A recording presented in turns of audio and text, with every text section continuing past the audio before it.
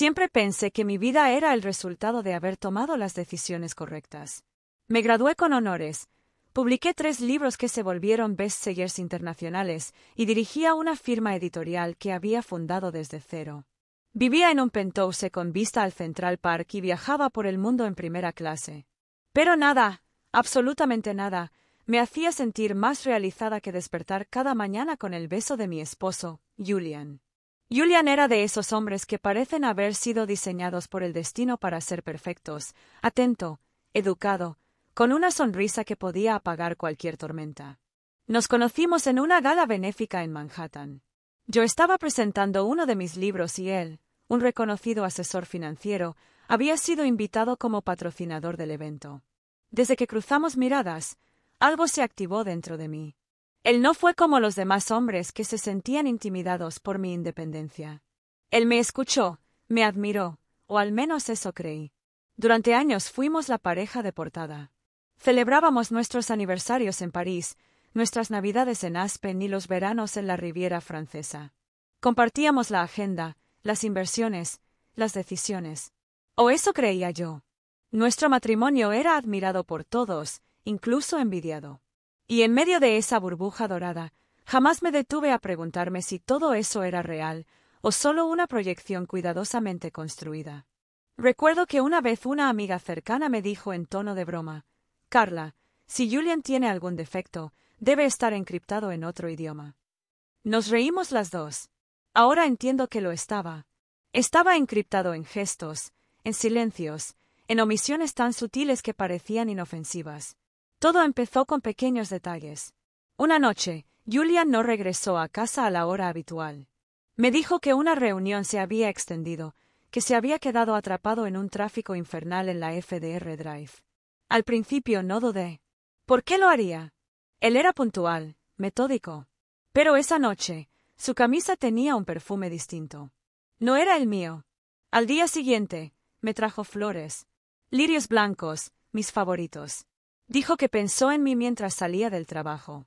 Me besó en la frente, como hacía todas las mañanas, y me preparó el café justo como me gustaba, sin azúcar, con canela. Fue como si quisiera borrar cualquier duda, como si leyera mi mente. Pero algo se movió dentro de mí. Como si mi intuición, que tantas veces había acallado en nombre del amor, comenzara a golpear la puerta. Y una vez que la intuición entra, ya no puedes cerrarla. Comencé a observar más. Julian seguía siendo el esposo perfecto, pero ahora yo ya no era la esposa ciega. Me di cuenta de que guardaba su teléfono con más recelo que antes. De que algunas noches decía que tenía llamadas internacionales y salía al balcón, susurrando. Que había días en que parecía distraído, como si estuviera planeando algo que no me incluía. Y sin embargo, aún me decía «te amo» todas las noches. Aún me miraba con esos ojos que me hacían sentir segura. ¿Cómo podía algo sentirse tan real y a la vez tan falso? Una tarde, mientras revisaba unas cajas viejas en el estudio, encontré una libreta con anotaciones de Julian. Nombres, números, fechas. No le di importancia, al principio. Él solía anotar ideas de inversión. Pero una frase me heló la sangre: plan de completo antes del 18. Separar activos discretamente. Me senté. El corazón me martillaba el pecho. ¿Plan de qué? ¿De divorcio? No quise pensar lo peor, pero ya no podía ignorar lo que mi cuerpo gritaba desde hacía semanas. Algo no estaba bien. Algo estaba a punto de romperse. Esa noche, mientras cenábamos, le pregunté casualmente si había algo que quisiera contarme. Sonrió. Me acarició la mano. ¿Algo como qué, amor? Me dijo, como si la pregunta fuera absurda. Lo miré fijamente durante unos segundos que se sintieron eternos. Él sostenía mi mirada, pero su sonrisa no llegó a los ojos. Me acosté esa noche al lado de un hombre que conocía de memoria y que al mismo tiempo me resultaba completamente ajeno.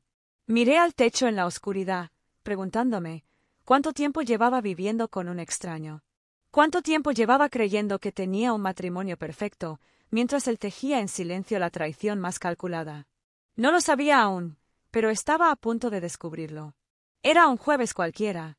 Julian había salido temprano de casa diciendo que tenía un almuerzo con un cliente en el Upper East Side, y después, una presentación en la firma que podría extenderse hasta tarde. Me besó la mejilla, tomó su portafolio de cuero negro y se fue. Pero esa noche, no regresó. Me escribió un mensaje a las 9:47 de la noche. Amor, se alargó más de lo previsto. No me esperes despierta. Te amo. Frase corta, limpia, aséptica. Pero yo no dormí. Sentí que ese mensaje no venía de él, sino de un guión. Como si hubiese ensayado esa frase cientos de veces, usándola como anestesia para mantenerme tranquila mientras el verdadero acto se desarrollaba en otro lugar. Caminé descalza por el pasillo de mármol hasta el estudio. Cerré la puerta, encendí mi computadora personal y me senté con una taza de té que ni siquiera probé. Una parte de mí se resistía. No quería convertirme en esa mujer, la que desconfía, la que revisa, la que espía. Pero la otra parte, la que había sido enterrada bajo años de aparente perfección, me gritaba que ya no había marcha atrás. Fui directo a la nube donde Julian solía sincronizar documentos por error. Él no era descuidado, pero tampoco pensó que yo alguna vez tendría una razón para buscar allí. Y entonces lo encontré. Un archivo PDF titulado Acuerdo de disolución, borrador. Abrí el documento temblando. En la primera página, mi nombre completo, su nombre completo, y la fecha, el 18 de junio. Faltaban solo 16 días. Seguí leyendo. Estaba todo ahí, la repartición de bienes, los fondos que él reclamaba como propios, las cuentas ocultas que yo no conocía, las propiedades que había comprado como inversión a nombre de terceras personas. Lo más devastador no fue ver que Julian planeaba dejarme, sino ver cómo lo planeaba, en silencio, con frialdad quirúrgica, como si yo fuera un obstáculo administrativo. Pero lo peor vino después. Entre los archivos sincronizados, había una carpeta comprimida. La abrí con la respiración contenida. Dentro, había grabaciones de audio. Escuché una al azar. Era él, en un restaurante. Y no estaba solo. Todo está bajo control. Amor, decía su voz. Una risa femenina respondió. ¿Y Carla sospecha algo? Carla vive en su mundo perfecto. Ni se entera de lo que pasa a su alrededor. El sonido de una copa brindando. Un beso. Un beso. Mis manos comenzaron a sudar. Mi garganta se cerró. La voz de la mujer era clara, suave, demasiado joven para él. No supe quién era, pero en ese momento no importaba. Lo importante era que no era yo. Y que mi esposo, el hombre que me miraba cada noche a los ojos, estaba durmiendo en la misma cama conmigo mientras construía un futuro con otra, planeando cómo deshacerse de mí. Cerré el archivo y apagué el monitor. Me quedé en la oscuridad del estudio, en silencio. Las lágrimas no salieron. No podía llorar. Estaba paralizada por la incredulidad. Después de todo lo que construimos juntos, ¿era eso lo que valía? ¿Un documento legal y una mujer más joven? ¿Dónde habían quedado las promesas de para siempre? ¿Dónde había quedado el respeto, la lealtad? Mi primer impulso fue llamarlo, enfrentarlo, gritarle, pero no lo hice. Porque en ese momento, algo más fuerte que la rabia nació dentro de mí, claridad. Él estaba jugando a destruirme en secreto. Y yo, iba a jugar mejor. Cerré los ojos y me repetí en silencio, no voy a llorar. Voy a planear. Él quería un divorcio a escondidas. Yo tenía una fortuna de 500 millones. Y ahora, era el momento de mover mis piezas. A la mañana siguiente, me levanté antes del amanecer. No dormí una sola hora, pero mi mente ya no era la misma que se sentó frente al monitor la noche anterior. Algo había mudado dentro de mí. No era dolor. No era tristeza.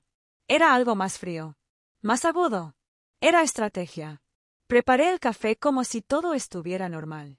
Puse la prensa francesa sobre la mesa de mármol, serví 2 tazas.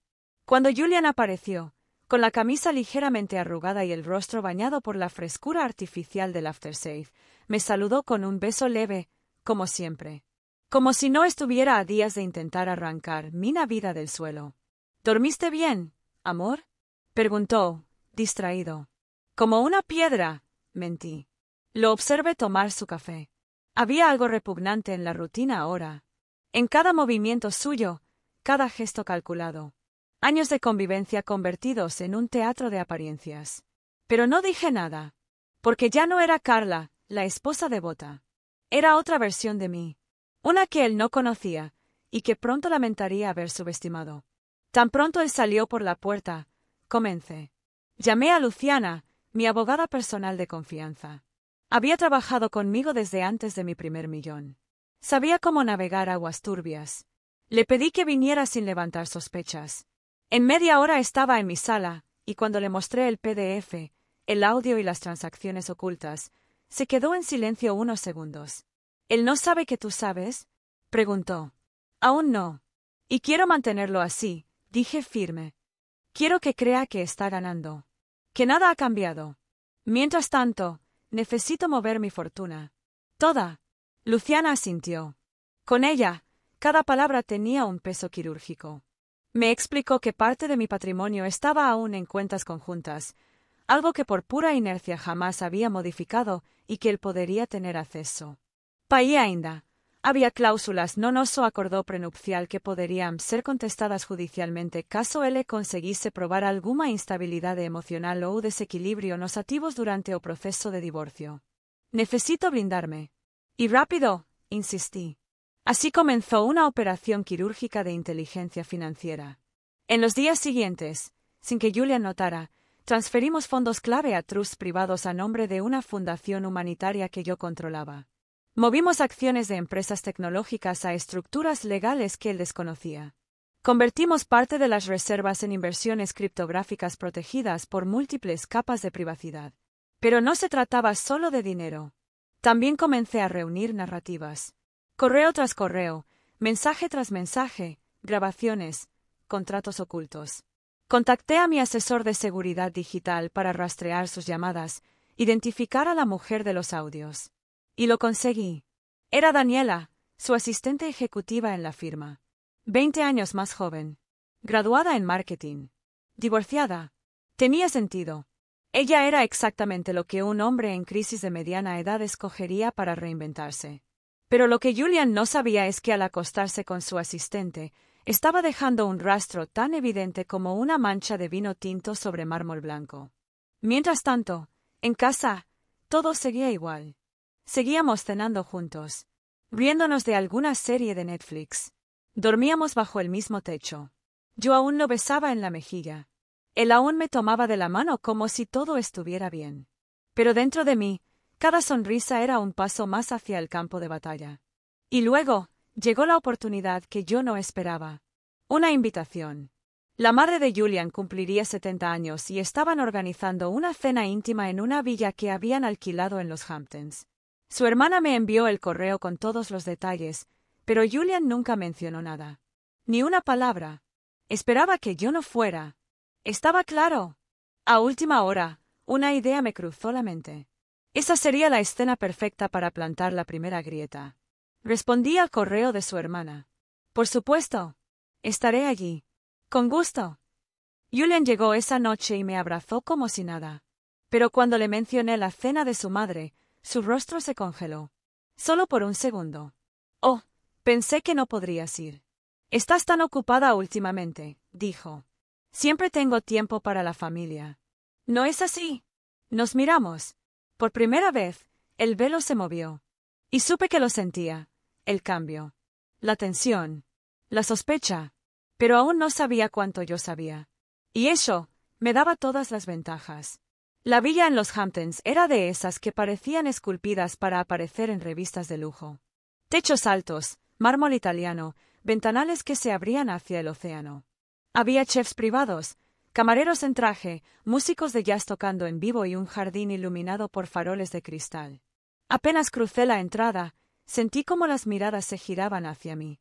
No porque estuviera fuera de lugar, sino por todo lo contrario, porque sabía perfectamente cómo presentarme. Usaba un vestido negro de corte asimétrico, elegante, sobrio y poderoso. El tipo de prenda que no suplica atención, pero que la atrae como un imán. Mi maquillaje era impecable. Mi lenguaje corporal, aún más.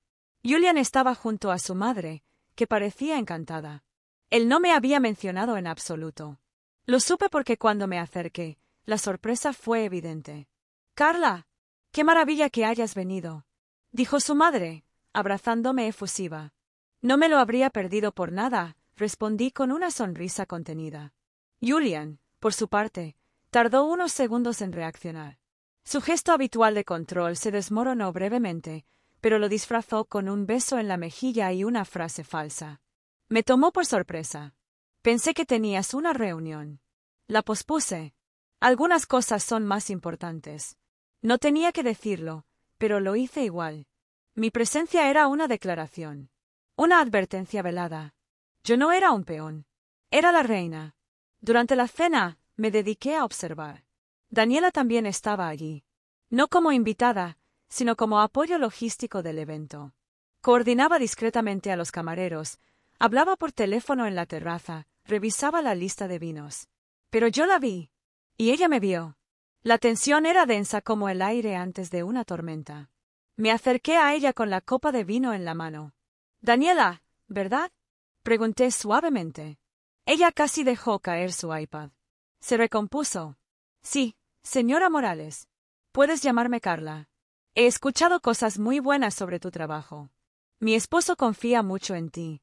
Un leve temblor en su rostro fue todo lo que necesitaba. Gracias, estoy haciendo lo mejor que puedo. Estoy segura de que sí. Le sonreí, di un sorbo a mi copa y me alejé. No necesitaba más. El mensaje estaba claro, te estoy mirando. La cena fue una coreografía perfecta de hipocresías familiares. La hermana de Julian estaba ocupada hablando sobre su nuevo emprendimiento. Su padre divagaba sobre política. Pero yo solo escuchaba a Julian. Cada frase suya, cada palabra, era cuidadosamente elegida. Jugaba su papel como un actor nervioso. La tensión en su mandíbula era un susurro constante. Cuando llegó el momento de la torta, su madre pidió un brindis. Julian se levantó su copa, agradeció a todos, y al final, dijo: Y también quiero agradecer a mi maravillosa esposa, Carla. Su presencia esta noche me recuerda por qué me enamoré de ella hace tantos años. La mesa aplaudió. Yo sonreí. Pero dentro, hervía. No por lo que dijo, sino por su cinismo. Después de la cena, lo enfrenté en el auto. No mencionaste que tu asistente estaría allí, le solté con voz neutra. Oh, sí. Bueno, ella ayudó con la organización. Ya sabes cómo es mamá. Quiere que todo sea perfecto. Claro. Y tú también, ¿no? Guardó silencio. Miró hacia adelante. No supo qué responder. Esa noche, en casa, dormimos espalda con espalda. El campo de batalla se había abierto. Pero todavía no había fuego. Solo amenazas silenciosas. Y entonces, decidí que era hora de pasar de la defensa al ataque. No dormí esa noche. No porque no pudiera, sino porque no quise. Tenía el cuerpo quieto, pero la mente en llamas.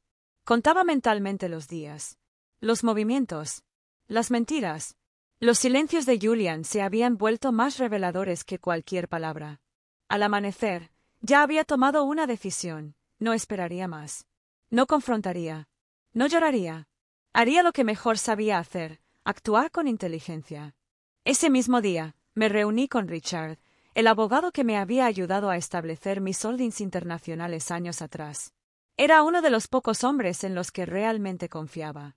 Nos sentamos en una sala privada de su oficina, donde las paredes estaban cubiertas de madera de nogal y los ventanales dejaban entrar una luz suave y controlada. Quiero mover todo. Todo, le dije sin rodeos. Él alzó una ceja. Estamos hablando de los fondos en Suiza, los fideicomisos en las Islas Caimán, las acciones congeladas, las participaciones inmobiliarias. ¿Todo? Asentí. Quiero crear nuevas estructuras, nuevos nombres. Y quiero que todo quede legalmente fuera de su alcance. Absolutamente todo.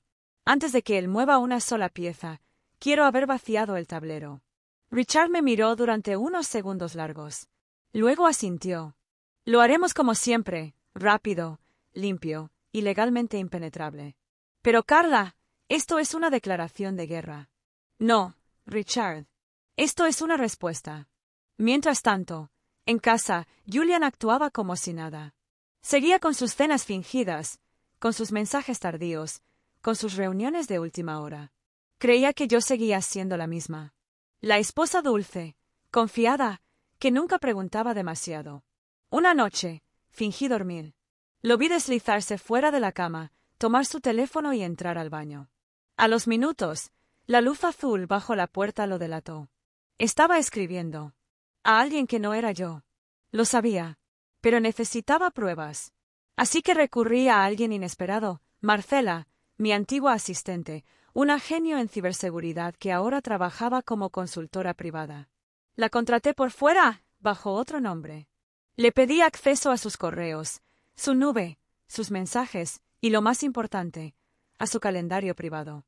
3 días después, me envió un archivo encriptado. Lo abrí en mi laptop, en mi estudio, con una copa de vino al lado. La pantalla se llenó de pruebas, correos entre Julian y Daniela, mensajes codificados, reservas de hoteles, conversaciones sobre una supuesta estrategia de divorcio amistoso que, en realidad, era una emboscada legal. Pero lo que más me dolió no fue su traición amorosa. Fue la financiera. Había solicitado una cita con su abogado para revisar nuestro acuerdo prenupcial. Había firmado un poder especial para transferir una cuenta compartida. Y lo peor, planeaba sacarme del consejo administrativo de una de mis propias empresas. Era más que infidelidad. Era sabotaje. Esa misma semana, organicé una cena con viejos amigos en casa. Nada formal. Solo un pequeño grupo de inversionistas y directores ejecutivos que formaban parte de mi círculo real. Julian no estaba invitado. Me aseguré de que estuviera viajando. Lo que hice esa noche fue sencillo y brutal. Anuncié la transferencia de mis acciones a una nueva sociedad anónima basada en Luxemburgo, bajo una estructura de fideicomiso familiar. Cada palabra fue registrada en actas. Legal. Blindado. Irrevocable. Los asistentes, entre copas de champán, entendieron. El mensaje era claro. Carla Morales no estaba retrocediendo. Estaba reposicionándose. 2 días después, Julian regresó de su viaje de negocios. Entró a casa como si nada. Besó mi mejilla. Sonrió. Pero su rostro palideció cuando le dije, sin expresión: necesito que firmes estos documentos. ¿Qué documentos? Traspasos rutinarios. Ya sabes, estamos organizando los activos para una nueva reestructuración fiscal. Todo perfectamente legal. Pero necesito tu firma como cotitular temporal. Los leyó por encima. Dudó. Me miró. Pero firmó. Porque aún creía que yo estaba del otro lado de la partida. No tenía idea de que acababa de renunciar a su derecho sobre más de $200 millones. La llamada llegó un jueves a las 2:13 de la madrugada. No era una hora para llamadas, y mucho menos para las que comienzan con un silencio. Miré la pantalla del celular, número desconocido. Respondí con el corazón acelerado, pensando por un segundo que podía ser alguna emergencia. Pero no imaginaba cuán cerca de una tragedia personal me encontraba. Señora Morales, dijo una voz grave, masculina.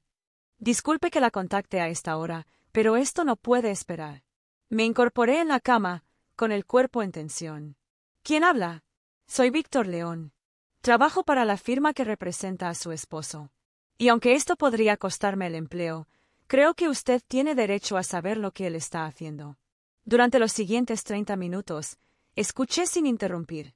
Cada palabra que salía de esa voz era una daga. Según el hombre, Julian había planeado una estrategia detallada para declararse insolvente. Había comenzado a mover fondos ocultos a través de sociedades pantalla.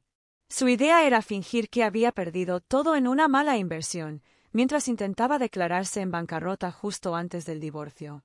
El objetivo: forzar una negociación desigual. Usar la conmoción como herramienta de poder. Y no solo eso, había contratado a un investigador privado para seguirme. Grabaciones. Fotos. Buscaba una excusa, una supuesta infidelidad, algo con lo que manipular la narrativa legal y social. No era solo una traición matrimonial. Era una demolición personal cuidadosamente orquestada.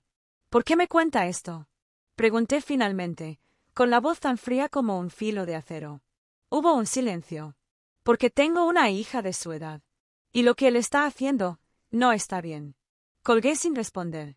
Me quedé en la oscuridad, con el teléfono aún en la mano. No lloré. No grité. No sentí rabia.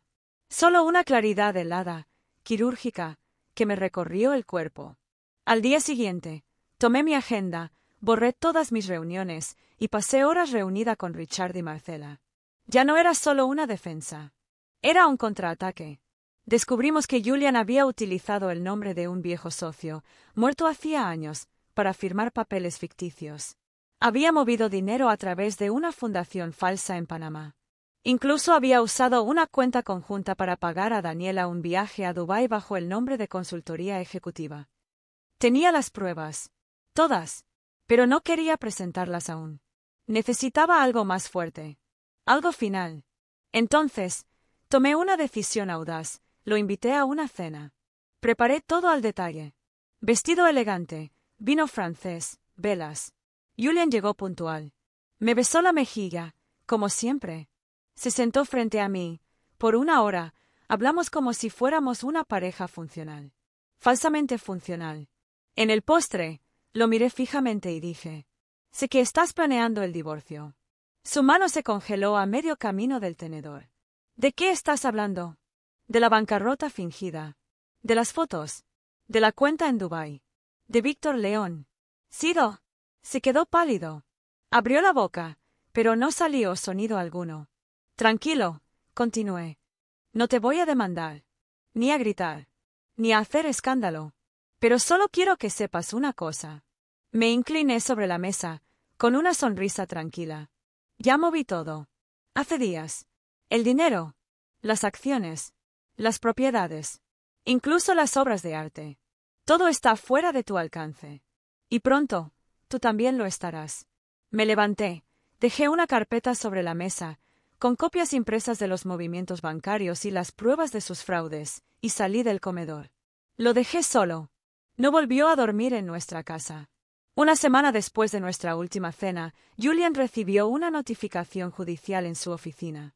La entregó un oficial del juzgado con total formalidad, ante la mirada de sus empleados. Todos vieron cómo su sonrisa habitual se evaporaba como sal bajo la lluvia. Era una citación por fraude financiero, evasión fiscal, manipulación patrimonial y uso indebido de sociedades ficticias. Todo perfectamente documentado. Lo que Julian no sabía era que los documentos que dejé sobre la mesa no eran solo pruebas, eran la puerta a una investigación que yo misma había iniciado con la Unidad de Delitos Financieros del Gobierno. Las pruebas hablaban por sí solas. Movimientos a cuentas en Suiza. Compras hechas a nombre de terceros. Falsificación de firmas. Uso de testaferros. Todo registrado. Todo legalmente comprobable. Y lo mejor de todo, estaban firmadas y certificadas por el mismo contador de Julian, quien decidió colaborar conmigo para evitar complicaciones penales. Julian intentó negociar. Me llamó. Me escribió. Me envió flores. Podemos resolver esto sin abogados. Carla, no hay necesidad de exponer todo. Pero yo no quería solo justicia. Quería verdad. Quería que todos supieran. Quería que ese hombre, que tan fácilmente estaba dispuesto a arruinarme por ambición, entendiera lo que era perder el control. Así que rechacé cada propuesta. El día de la primera audiencia, fui al tribunal con un traje blanco impecable. Caminé por los pasillos como quien ha enterrado un pasado. A mi lado, mi abogado Richard y mi asesora Marcela. Julian, por su parte, llegó solo, ojeroso, derrotado. El juez comenzó a leer las acusaciones. Luego, los peritos forenses hablaron. Luego, el contador. Y finalmente, se reprodujo un fragmento de una grabación telefónica entre Julian y uno de sus cómplices. Con eso, declaro bancarrota. Ella no verá ni un centavo, y todo lo mío pasa a nombre de Daniela. Listo el problema. Cuando la grabación terminó, el silencio en la sala era absoluto. Ni siquiera Julian se atrevía a levantar la vista. En un momento, el juez pidió una pausa. Yo salí a tomar aire. Fue entonces cuando una joven mujer se acercó. Era empleada del juzgado. ¿Usted es Carla Morales? Sí. Solo quería decirle que lo que está haciendo es inspirador. Le sonreí, agradecida, aunque por dentro aún sentía la herida. Pero por primera vez, me di cuenta de que lo que estaba haciendo ya no era solo por mí. Era por todas las mujeres que alguna vez fueron vistas como un trampolín, una cuenta bancaria, una sombra. Y también, por cada versión mía que creyó que debía quedarse callada. Aquel día, Julian no fue condenado. Era solo el inicio del proceso. Pero sí fue expuesto. Legal, social y moralmente. Y eso, en ese momento, era suficiente.